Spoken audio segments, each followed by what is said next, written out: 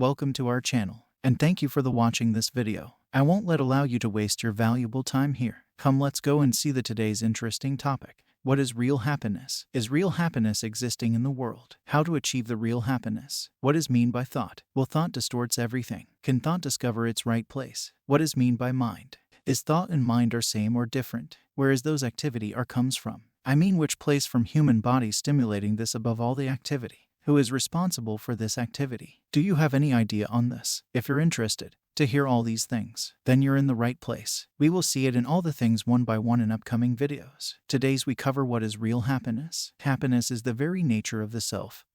Happiness and the self are not different. There is no happiness in any object of the world. We imagine through our ignorance that we derive happiness from objects. When the mind goes out, it experiences misery. In fact, what is called the world is only thought. When the world disappears, when there is no thought, the mind experiences happiness. When its desires are fulfilled, it enjoys the happiness that is the self. Similarly, in the states of sleep, and when the object desired is obtained or the object disliked is removed, the mind becomes inward turned and enjoys pure self-happiness. Thus, the mind moves without rest, alternately going out of the self and returning to it. Under the tree the shade is pleasant.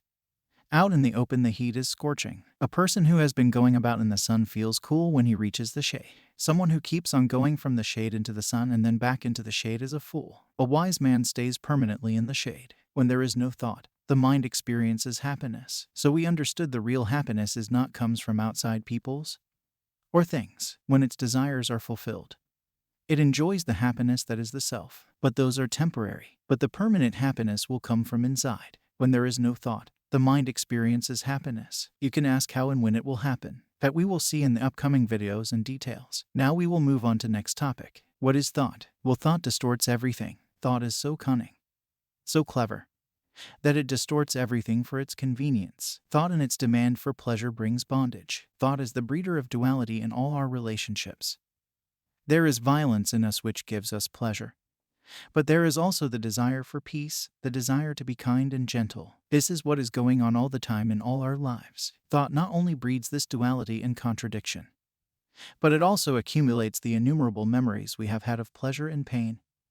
And from these memories it is reborn. So thought is the past, thought is always old. In fact, what is called the world is only thought. When the world disappears, when there is no thought, the mind experiences happiness.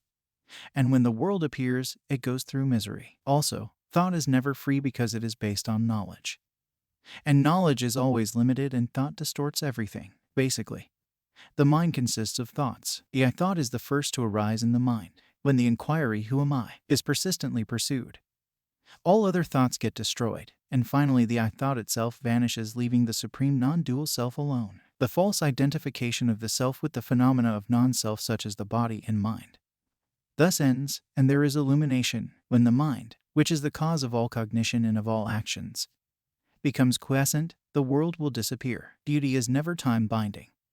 It is wholly free of time and so of culture. It is there when the self is not. The self is put together by time, by the movement of thought, by the known, by the word. If I discuss all those topics in one video, it will be very difficult and hard to watch. So we will wind up and will connect to the next video for the remaining topics. I am sharing the information according to my knowledge and for educational purpose only. Also, I recommended you to think yourself to explore more on this. Stay tuned. We'll meet up soon in the next video. Our motto: I am a world citizen. Every citizen is my own kith and kin. We are not alone in this journey. Thank you. Previous video link is available in the description. Have a look, and if you feel these videos are useful for you, then support us. If you think this playlist is useful for others, then share the video. All praise to God. And don't forget to press the notification button to see the next video, which is coming soon. Thank you.